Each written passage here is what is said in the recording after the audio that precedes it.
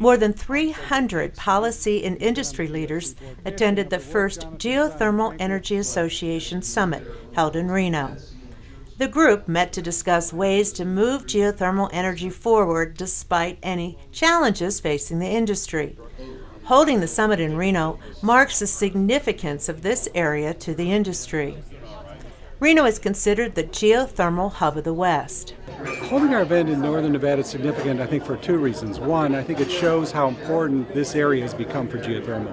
This really has become a hub, and when we looked to hold an event to bring in people from the different companies, we said, well, what's a central location? And it was obvious. It really was. Reno was a central location.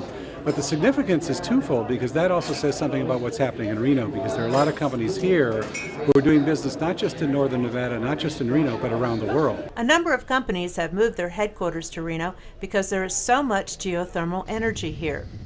One of the leading geothermal producers, Ormec Technologies' Steamboat Geothermal Power Plant, generates 89 megawatts of energy, enough electricity to support the entire residential load of Reno. Overall, geothermal accounts for 25 to 35% of northern Nevada's energy use.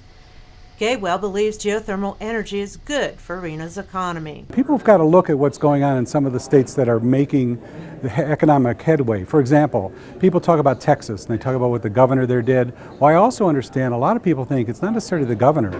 One of the other things that's going on is the real growth of new technology. That the areas where new technologies are becoming the sort of hubs, the growth areas, that's where the economies are staying strong.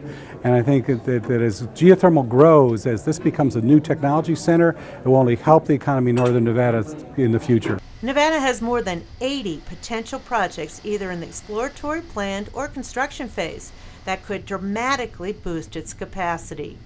Geothermal projects are very labor intensive. What you're trading off is the cost of fuel against the cost of building the plant and operating the plant, and that means capital investment and it means people. I mean, unfortunately, we employ a lot more people, for example, per megawatt than a natural gas plant. And I say unfortunately because my companies don't necessarily like to tell their investors, guess what, we employ 6 times as many people, but they do, and they're very high-skilled, high-paid jobs.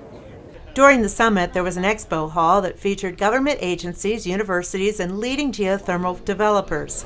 It was an opportunity to learn more about what is going on in Nevada and the rest of the geothermal world.